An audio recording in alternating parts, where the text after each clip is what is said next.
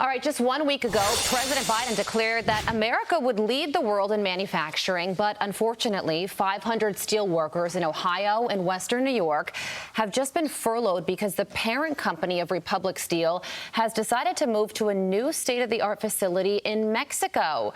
Bernie Moreno is running for Senate in Ohio, and he joins me now. Bernie, good morning to you.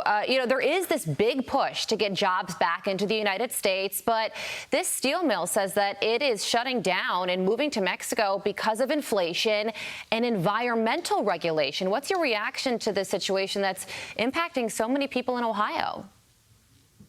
Well, it's another example of just horrible policy on behalf of Washington, D.C. The reality is Grupo Mexico bought Republic Steel many years ago. They gutted the company. They took all the cash. They actually packed up the equipment from these steel mills, shipped it to Mexico, and they purposely did this and timed it so that they could have really taken the very last resource out of America, gutted Canton, Ohio, built this factory in Mexico on the back of Ohio, and now want to ship their steel to the U.S.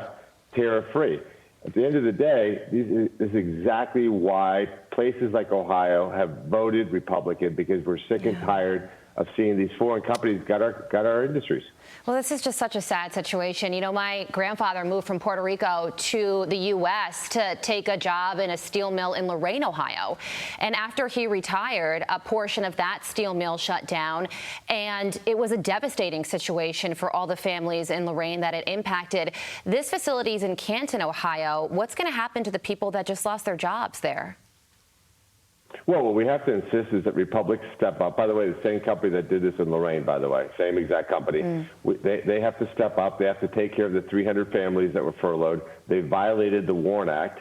They're leaving a 360-acre parcel where they shut down the steel mill incorrectly.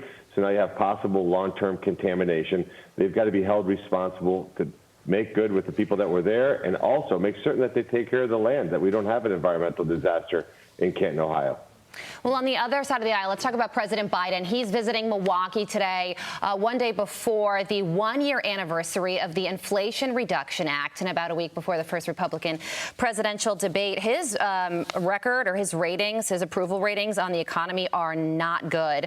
It's the top issue facing the country, according to 44% of people in a recent CNN poll. Economic conditions today are poor, according to 75% of those polled.